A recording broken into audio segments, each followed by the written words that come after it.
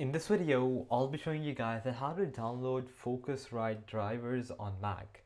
So let's get started. So just go to your browser and search up download Focusrite drivers. Then click on the first link. Then you have to select your product model, okay? So let's say I have the Scarlett Solo. I'm just gonna click on that. And then you'll see this Focusrite Control 2 for Mac. Just go ahead and download it, okay? Now I've already downloaded it, so I'm just gonna show you how it works, okay? So you're gonna open your Finder, go to downloads, and this is the file, right? Now this file, you're gonna open it. Now it's not actually like a driver, it's like an app, but this app consists the driver within it, okay? Now what you're gonna do is you're gonna just go ahead and drag this into the applications folder, and then it's gonna install the app. Then you have to unplug your Focusrite interface from the Mac before installing, okay? Then you install the software, you open this file basically, then it's gonna ask you to perhaps enter your password after this, after you drag it here and all that stuff.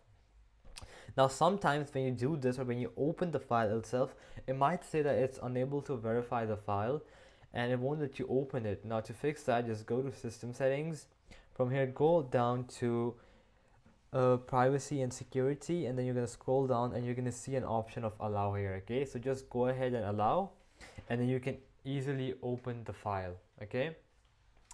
Then once you have downloaded everything else, just go ahead and restart it. It's not required, but this avoids detection issues, yeah? Then you have to plug in the interface using the original USB or the Thunderbolt cable, and then power it on if applicable. Then you're gonna open this control panel right here from applications, and you have to make sure that the thing you're plugged in is detected, okay?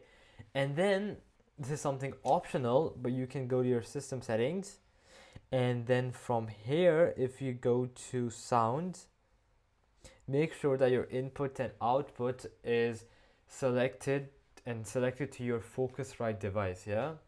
And yeah, that's basically it. So alright guys, that'll be it for the video. I hope that it helped you out, and I'll be seeing you guys next time. Peace out.